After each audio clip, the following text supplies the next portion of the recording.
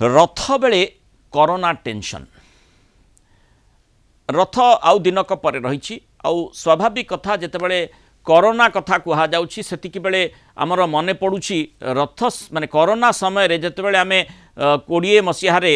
Corona सहित जुझुले से समय रथ यात्रा करा जायतिला। वर्तमान कोरोना को नहीं जदिओ से भली स्थिति नाही किंतु पड़ोसी राज्य रे जेहेतु कोरोनार प्रभाव देखा मिली कोविड्र प्रभाव देखा मिली तेणु से टिके मनरे संशय आसूची जेहेतु रथयात्रा समय जनगहली हेब से भली स्थिति काले उत्पन्न हेब कि तेणु सतर्कता निहाती आवश्यक किंतु सरकार सजाग रही कोविड नहीं भयभीत हुंतु ना बोली मंतव्य रखिंट स्थिति उपर नजर रखिंट सरकार सीमांतवर्ती जिलागुड़ी को सतर्क करा आंध्रर जो सीमांतवर्ती जिलागुड़िक रही आग को केंद्र सरकार जहाँ परामर्शिका जारी करेंगे ताकू कार्यकारी करा बोली स्वास्थ्य मंत्री जे आज समीक्षा करते राज्यर जे स्थिति संपर्क में जेहेतु आंध्र 2 जनकर मृत्यु घटी कोविड रे एवं किछि व्यक्तिविशेष से असुस्थ होती तेणु स्वास्थ्य मंत्री मुकेश महालिंग ए स्थितिर समीक्षा करथिले एवं तापर एभली मंतव्य रखिछन्ति। पूरी रथयात्रा 200 डाक्तर नियोजित अछन्ति पारामेडिकल स्टाफ एवं आईसीयू मेडिसिन व्यवस्था रही कोविड ने उच्चस्तरीय बैठक पर एने सूचना दैछन्ति स्वास्थ्य मंत्री। आंध्र प्रदेश रे कोविड काया विस्तार करुछि बोली कहा जाउछि। आंध्र रे कोविड रे 2 जनकर मृत्यु मध्ये होइथिबा अभियोग होइछि। या परे आंध्र सीमांतवर्ती ओडिशार जिल्लागुड़िक हाई अलर्ट जारी करा जायछि। मु गोटे कथा राज्यवासी को अनुरोध करी जे कोविड-19 राज्यवासी कौन भी परिस्थिति रे आपण माने भयभूत हुंतु नाही। आमर सरकार सजाग अछंती स्थिति उपरे नजर रखिछंती एवं विशेष करी बॉर्डरिंग जिल्ला गुड़ारे मध्य आमे विजिलेंट अच्छु एवं स्टेट रो हेल्थ डिपार्टमेंट पूरा भाव रे प्रस्तुत अच्छी। अधिक आलोचना करबा डॉक्टर सुनील कोटा स्वास्थ्य विशेषज्ञ आम सहित जोड़ी होती। डॉक्टर कोटा स्वागत करी जो भली भाव में आम गतकाली आलोचना करथिले जेमती सूचना आसीथिला जे कोविड रे 2 जनकर आंध्र रे मृत्यु घटी 7-8 जन एवं स्थिति मध्य जदिओ नियंत्रण रही टिके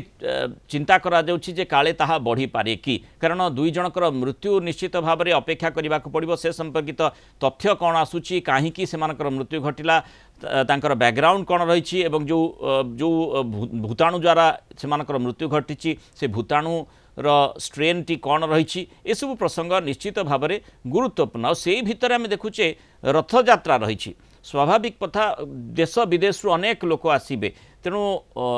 इठी गुरुत्वर सहित प्रसंगटी चिंता कर आवश्यकता नहीं कि निश्चय माने आमे गतकाली भी आलोचना करथिले जेतेबेले ओमिक्रॉन परवर्ती समय रे लोक माने बहु संख्या रे जेतेबेले ऑलरेडी वैक्सीन ग्रहण कर सारछन्ती ता छडा बहु संख्या रे संक्रमित मध्ये होई सारथिले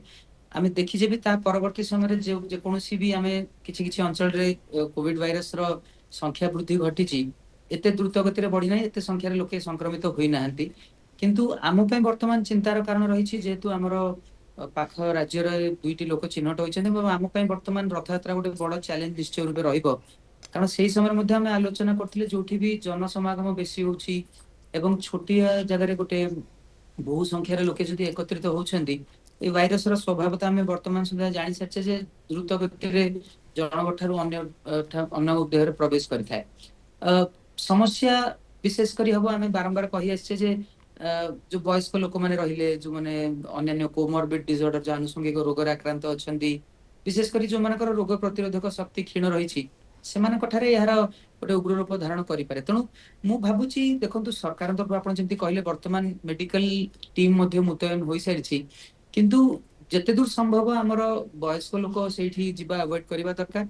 जो मान आनुषंगिक रोग रही से अवॉइड करवा दरकार आ जो मैंने भी जाउछंती आप निश्चय रूपे मास्क परिधान करंतु ताहा छड़ा भी वर्तमान समय भी जदि कोनोसी युवा वर्गर लोक मानक ठारे किछि कोविड लक्षण रही कोविड छाड़ दियंतु जे कोनोसी भी जदि ज्वर अथवा किछि इन्फेक्शन रो सिम्पटम जदि रही बुद्धिमानतार परिचय रहबे जे आपण निश्चय सेही प्रथात्र दूरी रहबा दरकार एवं वर्तमान सेठी अंततः जदि केही माने